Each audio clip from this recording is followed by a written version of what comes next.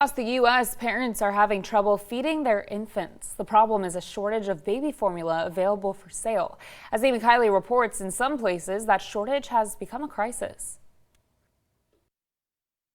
It's not just a problem, it's a crisis. And it's a crisis that's only getting worse. A nationwide shortage of baby formula has some parents struggling to feed their infants. Our babies literally do not have the formula that they need to survive.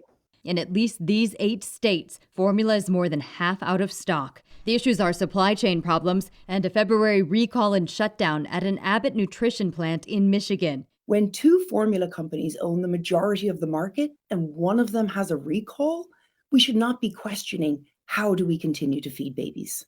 Abbott says it could take 10 weeks for the supply to get back to normal. First, it needs FDA approval to restart production. You need to go inspect tomorrow, today, and let's get these plants up and operational. Members of both parties say they're concerned. In this statement, Senate Minority Leader Mitch McConnell blames the Biden administration. He says they were sluggish to respond to the problem.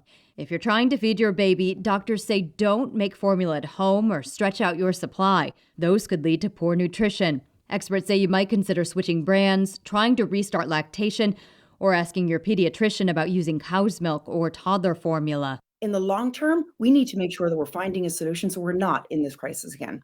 How do we not have a backup plan to make sure that this never happens? Like, what are we going to do to help get our babies fed? I'm Amy Kiley reporting.